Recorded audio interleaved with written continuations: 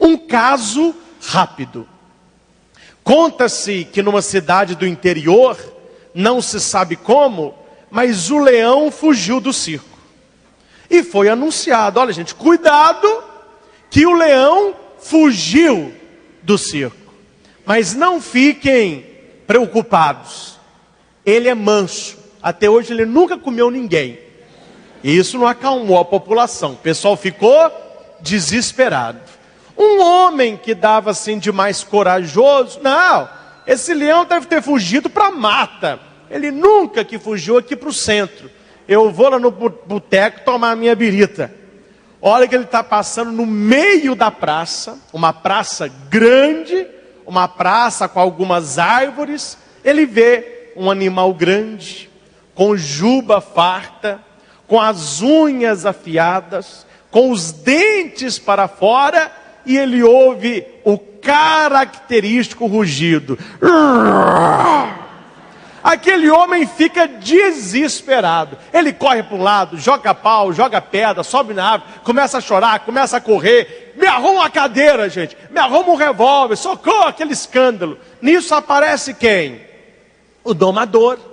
O domador, com toda a sua calma, com um chicote nas mãos, ele nem dá a chicotada no leão. Ele dá a chicotada no chão. No primeiro chicote, o leão já abre o olho.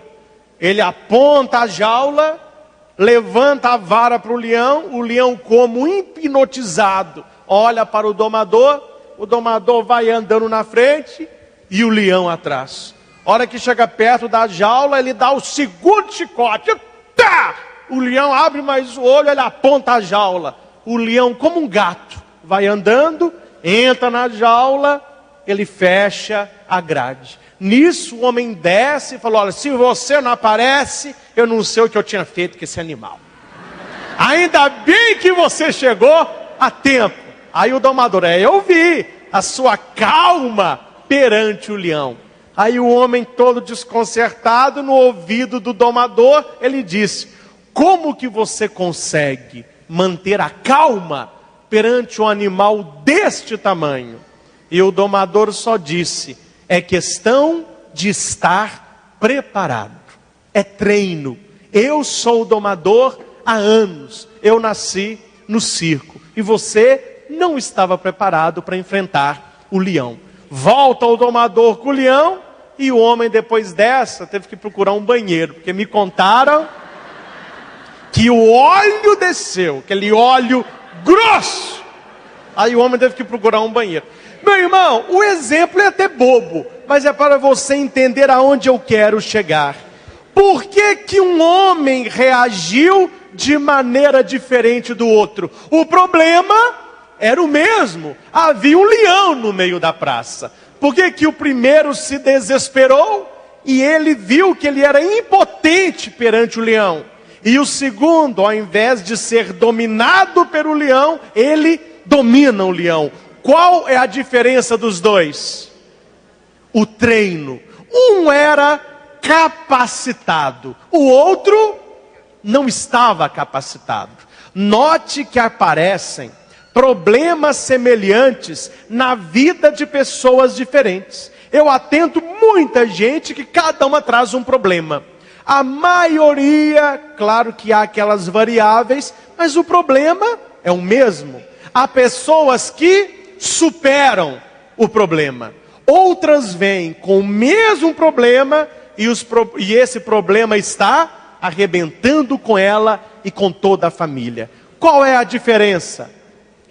Preparação, capacitação, determinação. Uma se preparou para as intempéries da vida, a outra não. Problema todo mundo tem.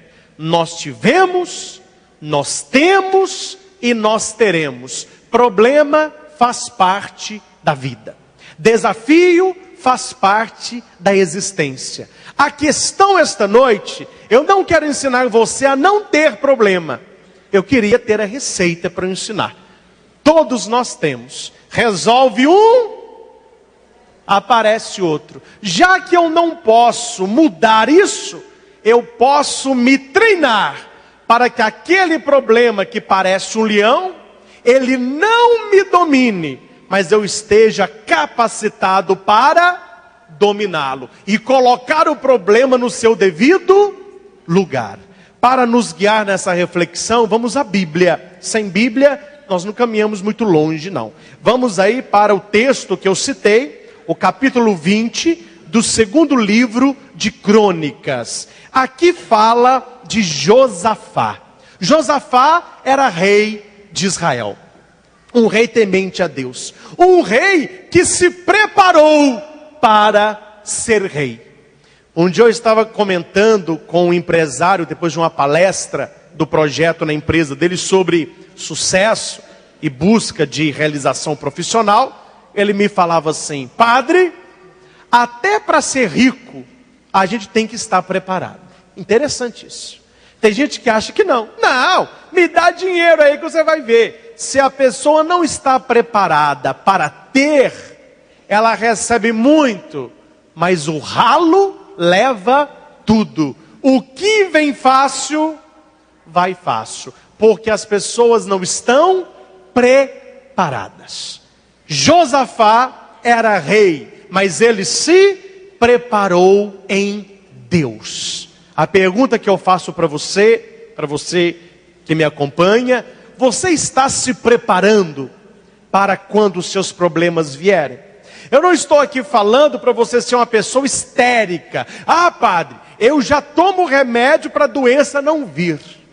Eu, quando vejo que vai chover, eu nem lavo a roupa. Talvez nem chove, mas pelo menos eu não... Não, isso a pessoa está doente. Eu estou aqui falando de pessoas que se preparam para viver a sua vida, seja na fartura ou na penúria em Deus, porque os problemas podem vir. E aqui eu já vou dar um cutucão. Para com essa fala de pessoa que não tem fé. Ai, é porque comigo? Não tem essa frase? Ai, porque eu devolvo a frase. Por que não com você? E por que não você? E por que não comigo? Nós, irmãos, somos todos iguais. Os problemas podem aparecer na nossa vida. O que determina o sucesso ou o fracasso não é o problema, é a sua preparação.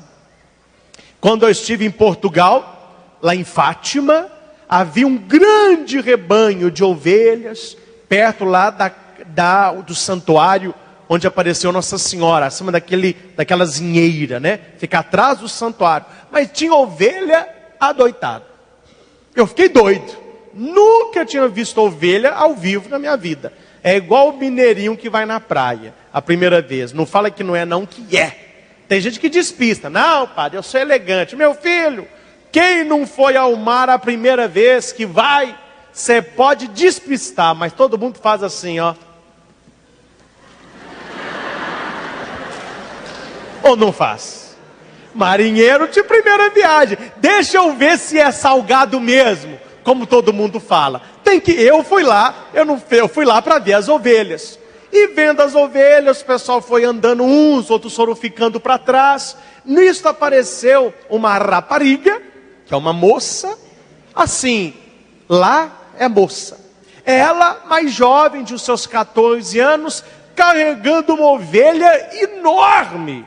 Eu pensei, eu não dou conta de carregar uma ovelha desse tamanho. E ela carregando a ovelha, a gente viu que estava pesado, tirou de um redil, levou para o outro, soltou a ovelha, ela saiu toda feliz. E alguém perguntou: como que você é uma moça tão frágil, tão magra, você está a conta de carregar uma ovelha deste tamanho? Ela respondeu: ora pois, quando comecei a carregar, ainda ela é pequenininha, era pequitita. Quando comecei a carregar, era petitita. Ou seja, ela começou a carregar a ovelha, ela não era daquele tamanho não. Ela começou a carregar de pequenininho. À medida que a ovelha foi crescendo, os seus braços foram acostumando com o peso. Ora pois, se você começa a enfrentar os problemas pequenos com determinação e seriedade, você está treinando para quando os problemas vierem grandes, você vai ter resistência. É por isso que eu prego muitas vezes contra, e muitos não me entendem, o papai e a mamãe que faz tudo para o filho, ao invés de ajudar, atrapalha. Porque quando ele fica adulto, ele não dá conta de carregar problema, porque não acostumou de cedo a se responsabilizar pela própria vida. São coisas pequenas, são pequenas coisas que vai nos treinando. Josafá, ele acostumou de cedo a lidar com problemas. E aqui no capítulo 20, ele não enfrenta mas 3 problemas. E não é um de cada vez não, são os 3 de uma vez só. Qual é o problema de Josafá? Leio no versículo 1. Os Moabitas e os Amonitas, acompanhado dos Maonitas, fizeram guerra contra Josafá. Resumindo a história, não era um exército, não era um povo, eram 3 exércitos e eram 3 povos, 3 contra 1. Eu nunca fui de brigar na escola não, eu fui mais quieto. Já contei para vocês um pouco das minhas peripécias, né? Eu era pintão, eu era muito arteiro, mas eu nunca fui sem educação. E eu nunca fui de ficar brigando não, porque a escola tem isso. Na minha época, acabava a aula, tinha aquele grupinho lá, tá no olho, e ficava empurrando os outros. Eles não queriam brigar, mas tinha a turma do, né? Falou da sua mãe, falou da sua irmã. Aí tinha que estar aquela briga, né? Mas eu lembro disso. Quando um ia bater no outro, e o fraco tinha alguns companheiros, apareciam mais. Aí o pessoal, aí não dá. Como que 3 vai bater em 1? Isso aí é maldade, isso é deslealdade, está errado. Vocês já escutaram esse caso? Na minha escola tinha muito disso. 3 contra 1, perde. Josafá se viu na mesma situação. Ele sabia que ele não tinha força para guerrear contra 3 exércitos. Primeiro ponto para você que tem problema, vencer o problema. Preste atenção. Josafá procurou conhecer quem o iria atacar. A Bíblia não me diz, depois disso, 3 exércitos atacaram Josafá. Não. A Bíblia não diz 3 povos. A Bíblia diz Moabitas, Amonitas e Maonitas. Nominal. Significa o quê? Que Josafá sabia claramente qual era o seu problema. Primeira coisa para vencer o problema: conhecer o problema. Não minimizar, não maximizar, mas ter uma visão realista do problema. Quando você está dentro do problema, ele parece maior. Quando você está fora do problema, ele parece menor. Por isso que tem gente que sabe a solução do problema para todo mundo, mas ele não consegue resolver os seus próprios. Porque quando se está dentro, é grande. Quando se está longe, é pequeno. Quer um exemplo? Chega no pé, perto de um prédio, chega na base do prédio e faz assim, ó. O prédio parece enorme, mas quando você está passando na rodovia, de longe, você olha o prédio de longe e parece o quê? Amém? Quem está muito perto do problema, aumenta o problema demais. Então a primeira coisa é você se distanciar para ver o problema do tamanho que ele é. Josafá fez isso. Segundo, não tenha medo de sentir medo. A coisa mais comum é isso. Você tem um problema, você se sente preocupado, incomodado, tem medo. Claro, a pessoa faz um exame, padre, me dá uma bênção aqui. Um médico falou que pode ser uma coisa grave. Eu ficaria assustado se você chegasse perto de mim. Ô padre, dá uma bênção aqui. Que alegria é essa? Não, porque eu fiz um exame ali, é coisa grave, é coisa... Não, mesmo que você seja uma pessoa de fé, o seu sentimento, ele fica perturbado. Isso é uma coisa normal. O que me diz o versículo 3? Josafá ficou perturbado. Era um homem de Deus, mas mesmo quem tem fé, nós sentimos medo. Eu fico preocupado. Amém? Quem não fica preocupado aí? A gente fica ansioso. Nós temos às vezes maus pressentimentos. Nós nos sentimos pequenos. A gente se sente mal. Quando tem um problema na vida, tem gente que não come direito. Tem gente que come tudo que vê. Tem gente que não dorme. Tem gente que dorme o dia inteiro. Tem tudo. Isso é uma coisa aceitável. Josafá se perturbou. Nós também vamos ficar perturbados. Mas não podemos parar aí. Ele dá um passo a mais. Preste atenção. Josafá se dispôs a recorrer ao Senhor e promulgou um jejum para todo o Judá. Quando ele viu que o problema dele era maior do que ele, o que ele fez? Eu vou suicidar. Tem gente que fala isso. Eu me mato. Meu namorado me largou, eu me mato. Me mato. Perdi o emprego, me dá um revólver, me mato. Me mato, acabo com isso. Meu irmão, leia a história de Josafá. Um homem de Deus que tinha um problema maior do que o seu. Quem tem um problema aí maior do que 3 exércitos indo lá na sua casa para te guerrear? Você me fala que problema que é esse? Josafá tinha um problemaço. Primeiro, ele conhece o problema. Segundo, ele toma consciência de que sozinho ele não pode. E ele não tem medo de sentir medo, mas ele não para no medo. Quando o problema é maior do que eu procuro algo que seja maior que o problema. Amém? Repita comigo. Quando o problema é maior do que eu procuro algo que seja maior que o problema. E responda em voz alta. Quem é maior que o teu problema? Quem é maior que o teu problema? Aplauda quem acredita nisso. Bem bonito. E diga para quem está do teu lado. Diga para quem está do teu lado. Meu irmão, minha irmã, Deus é maior que o seu problema. Acredita nisso.